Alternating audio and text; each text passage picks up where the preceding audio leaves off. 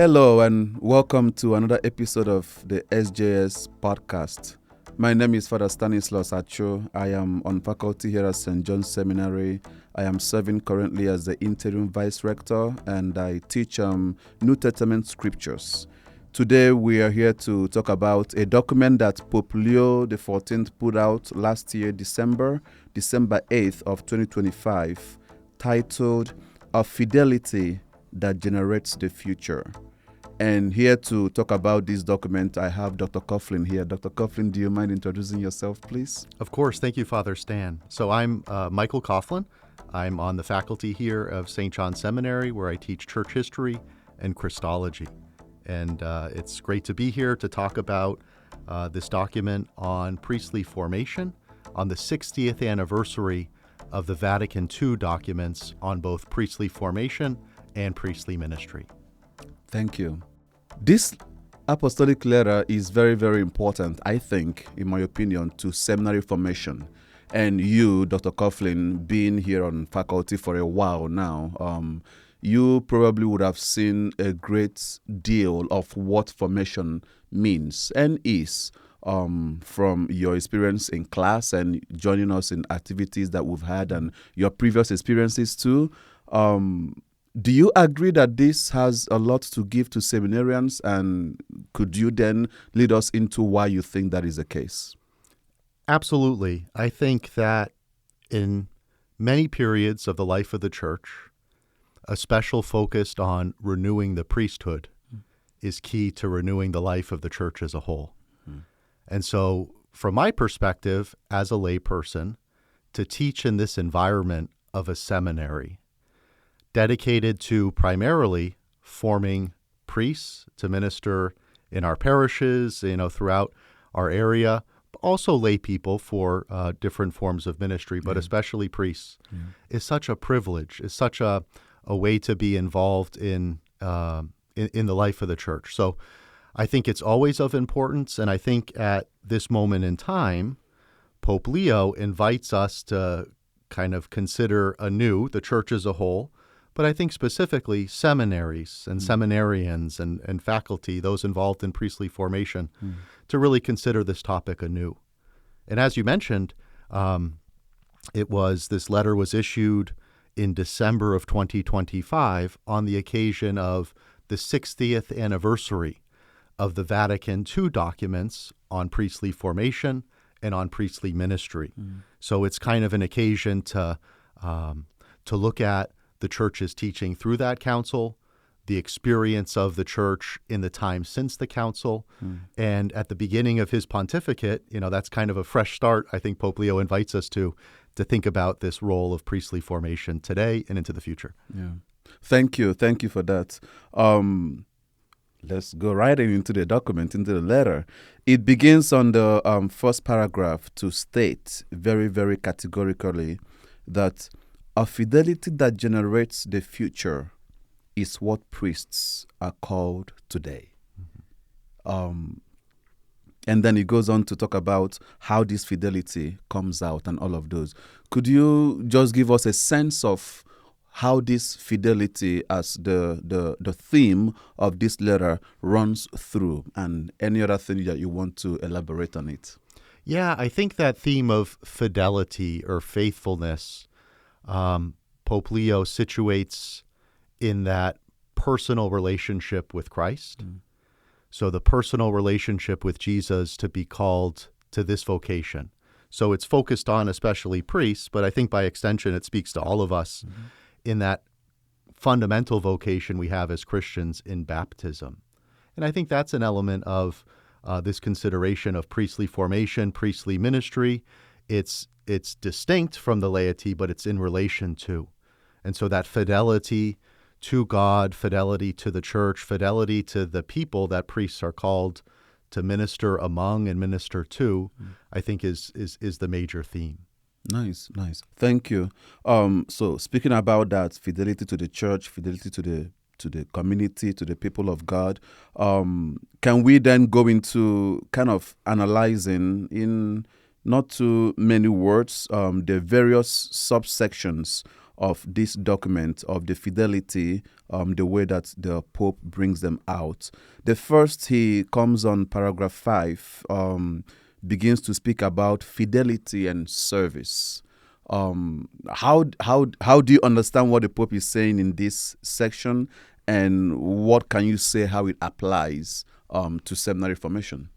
So, especially the seminary, I imagine every seminarian, every priest here, the journey from wherever they were before entering the doors was long, involved with many twists and turns, but ultimately coming to put one forward to be formed as a priest, and then certainly to be ordained a priest and serve in that, took a lot of time and took a lot of different elements and a lot of different spiritual ups and downs. But what it's anchored in is a call from Christ and a relationship. And I think that Pope Leo there in the paragraph you mentioned is talking about being strengthened and not forgetting that voice.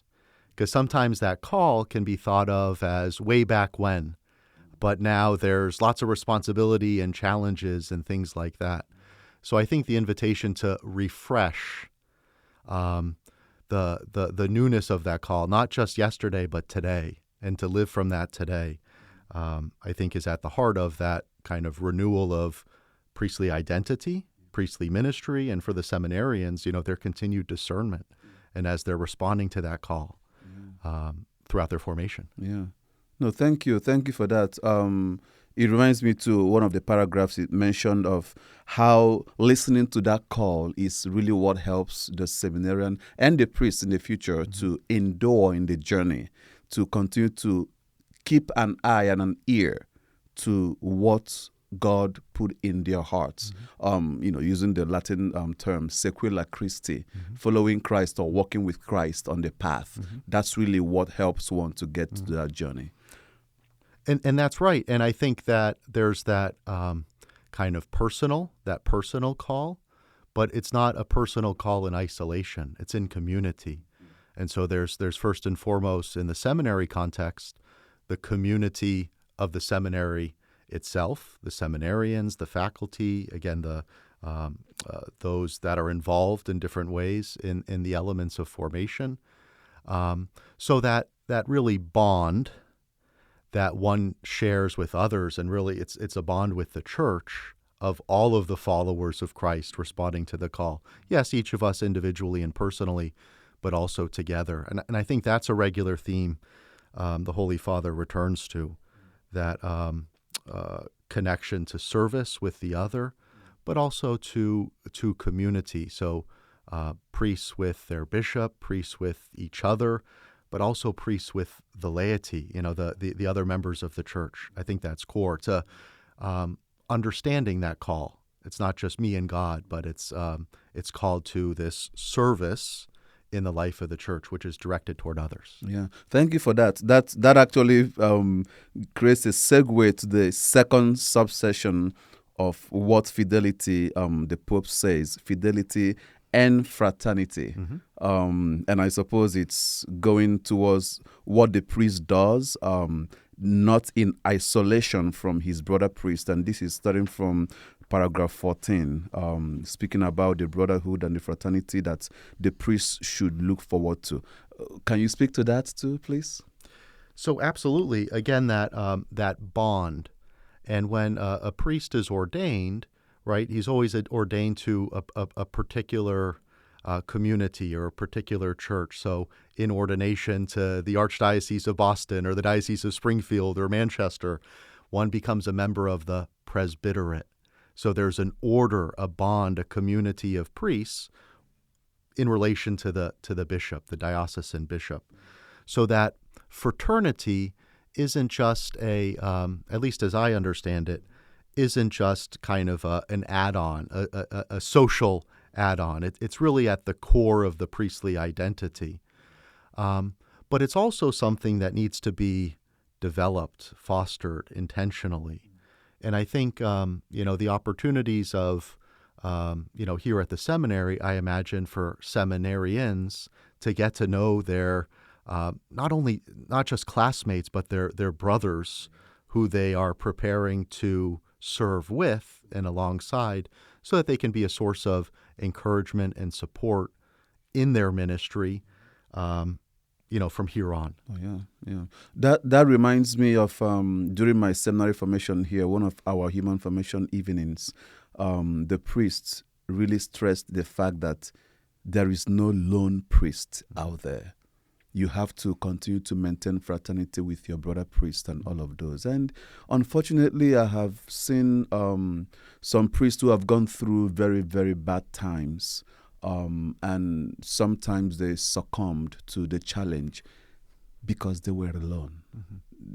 They were probably due to the assignment, were sent to a very far or remote area, and so they didn't have that fraternity going on in order to be able to hang out with others or check in with others and all of those. And so, I think this document, this section of it, really speaks to that as well. So, and I think too, in any form of life, in marriage, in single life, in religious life, I imagine even around others, there can always be a loneliness that one can fall into. So not I imagine alone or unique to the priesthood, but I think part of this is also in order to be in relationship with others, to be in that fraternity, again back to the priesthood, also involves a little bit of self-knowledge and knowing oneself so you can give oneself and receive. And so I think that's so important also to this time, this work of the seminary and formation. Certainly the human and spiritual are a huge component. Mm-hmm.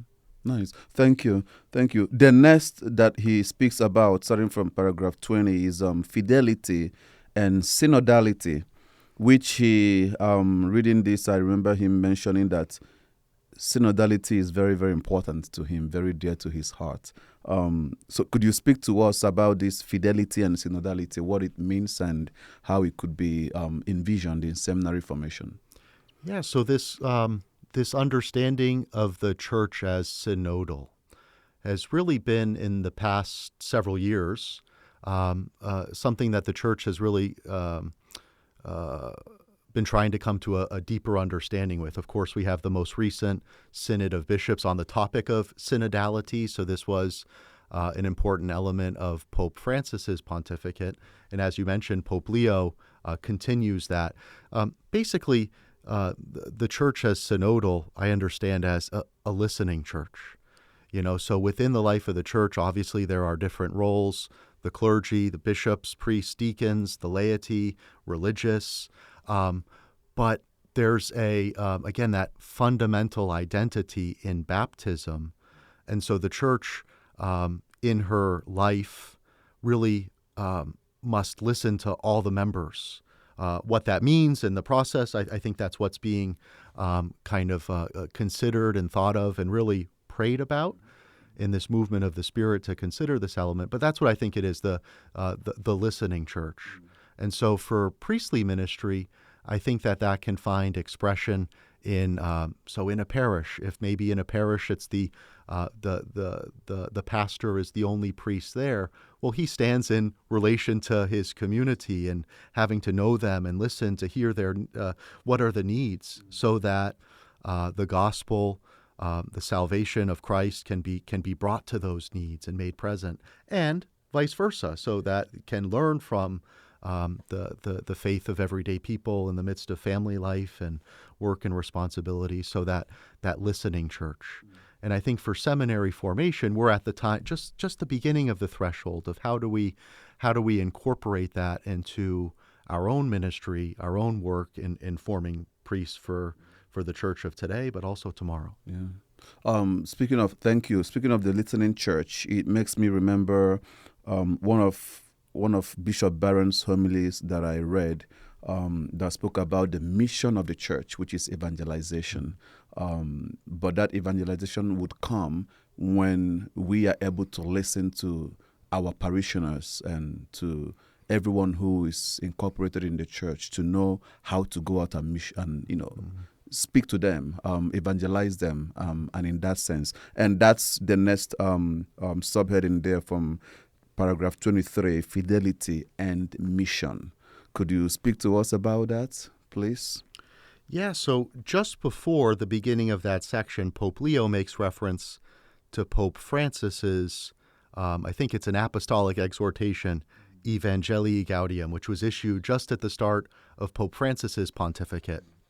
And really, the joy of the gospel, the heart of the church is to go and make disciples of all nations. We think of the Great Commission at the end of St. Matthew's Gospel, when Jesus, risen and glorified, ascends, returns to the Father in heaven, and he gives this command to the apostles, to the church, to go and make disciples of all nations. And that's really what the church is all about. That's who we are as the church, and that really becomes the principle, the kind of lens of discernment for everything that the church does, at the highest level, but also, again, to return to parish life. If all the good things that we could do in our communities, are they directed to making disciples of all nations, to bringing others into the relationship with the living God? If so, great. How can we increase that? If not, well, we only have so many hours in the day and resources to spread, so maybe we can think about reallocating to best respond to that call to mission. So evangelization is what the church is all about, and I think that situating priestly formation within that, maybe that's obvious, but maybe that's so obvious we need to kind of intentionally think about that every step of the way. Yeah, no, I agree with that. It's important that seminarians and those on formation continue to keep that in mind. As you said, maybe it's too obvious that we sometimes just take it for granted, but to always accentuate it and remind ourselves of the fact that this is our mission. Mm-hmm. This is why we exist. Without that, what else are we living for? It's to go preach Jesus Christ and to make disciples of all nations. Mm-hmm. So that's good. Thank you. And lastly, the section here is Fidelity and the Future, from paragraph 27 going down, which I think is kind of the summary of the whole document as a fidelity that generates the future. Here he's speaking about looking into the future, and can you please help us understand what is going on in this section? Yeah, so I think Pope Leo is looking at fidelity, again, that faithfulness to God in our vocation, but specifically focusing on the vocation to the priesthood, and that by living from that, the very many ways that a priest might be called to serve, like what he does, really must flow from that commitment of fidelity, that personal relationship with Christ. There's a lot of busyness in the life of a priest, a lot of running around, and that's necessary and that's good. But without that renewed commitment to the Lord, that regular contact each day, that yes, again and again, that busyness can become disattached or can be a source of fatigue without newness and all these things. So I think the Holy Father is inviting us to think about that fidelity lived every day becomes a witness to others, to those around us, to those we're called to be with and called to serve, that God can use to attract them. So, this is true in other vocations and the daily renewal that married couples have to make each and every day, and that can become attractive and a way of evangelizing to others around them through their marriage. In a similar way, that renewed priesthood lived well, lived happily, lived with the joy, even in the midst of all the ups and downs of life, the joy of knowing Christ and Christ risen will draw vocations, will draw others to follow that. And I'm sure yourself, Father, and I'm sure everyone here at the seminary that is in formation or serving as a priest has been touched by the witness of another priest, has been inspired by the example, by that fidelity, and that becomes contagious. And so I think that it ends on a message of hope of God calling others to this through the joyful vocation lived of a priest's life and ministry, and why it's important to present vocation and that fundamental personal relationship with God, with Christ in prayer, in every aspect of pastoral ministry. So he makes a point of, in ministry to families, to children's faith formation, to adult, everything that the church does to incorporate somehow that personal relationship, to allow the ground, the soil for God to work. Oh, yeah. Amen. Thank you. Really, I thought that this document is very well timed at this time. It first of all speaks to us about Pope Leo XIV's vision for seminary formation. There is this very pastoral aspect that he is looking forward to, but that comes from the heart. He speaking about, there is a place, I think, one of the earlier paragraphs, he quoted Saint John Mary Vianney and the common saying that he's known for, that the priesthood is the love of the heart of Jesus.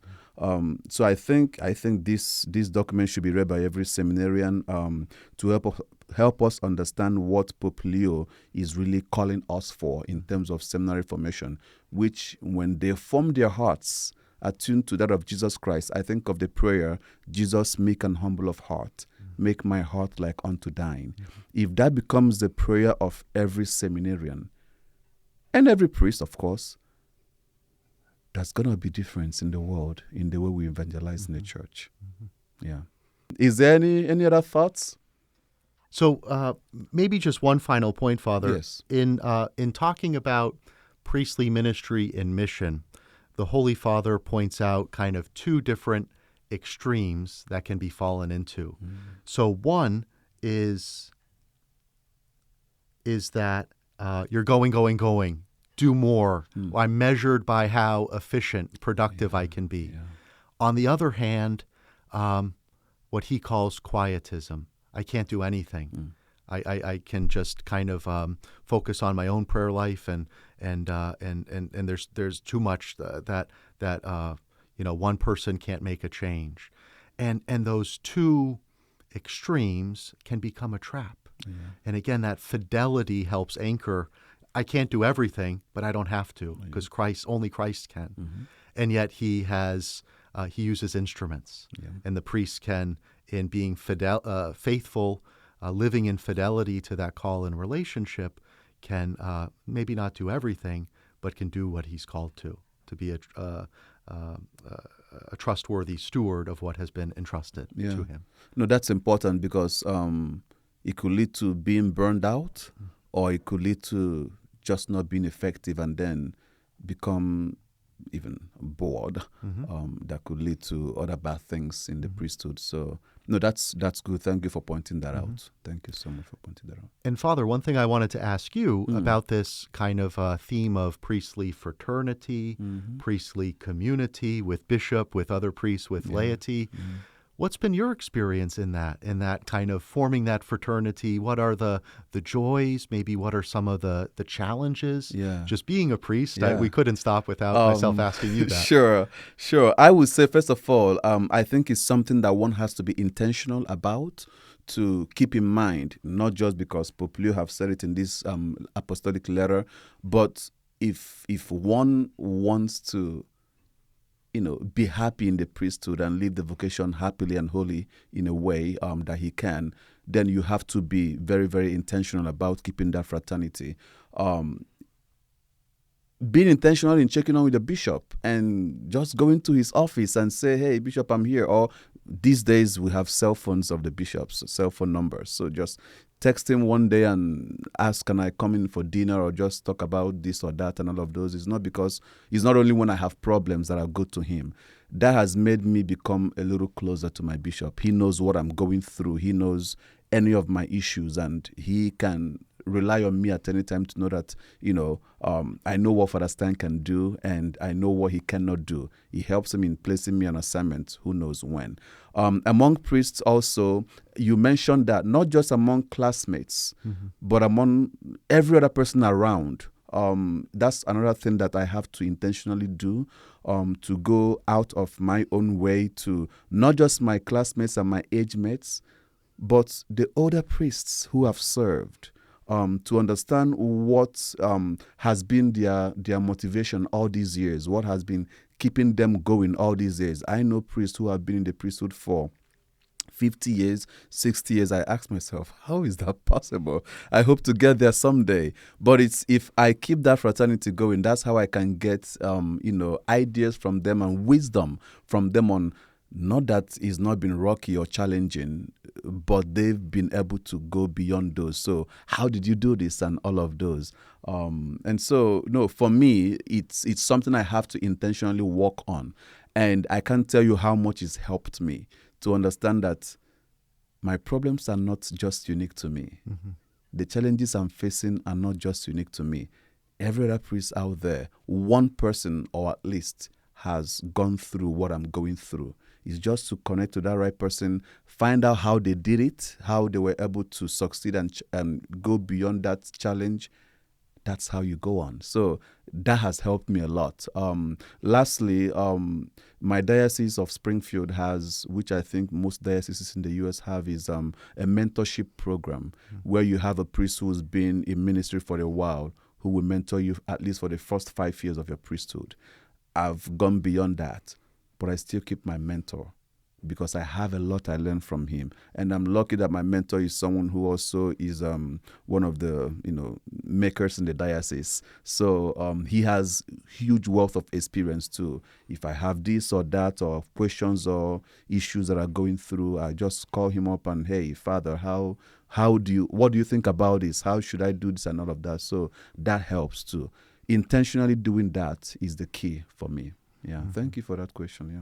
Well, those are great examples, and I think Pope Leo would be pleased. Oh, I hope. Thank you. A good example for the priest to be. Good.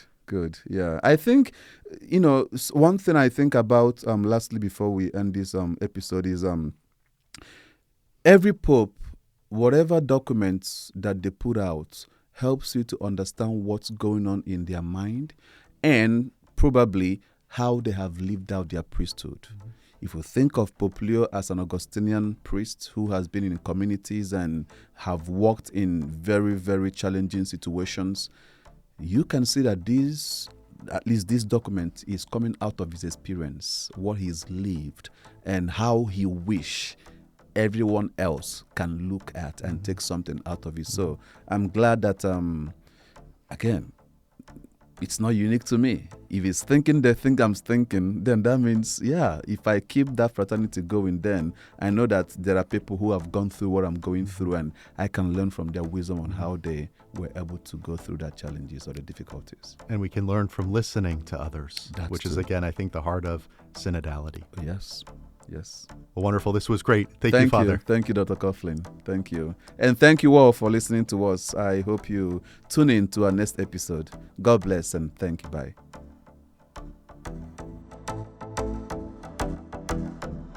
Thank you for joining us for this episode of the St. John Seminary podcast. We are so grateful that you spent this time with us. And so please continue to keep our seminarians and faculty in your prayers. And please be sure to subscribe to and share this podcast with others who may want to learn more about the life and mission of St. John Seminary and how formation can become an incredible part of your life as well. Thank you for listening, and God bless.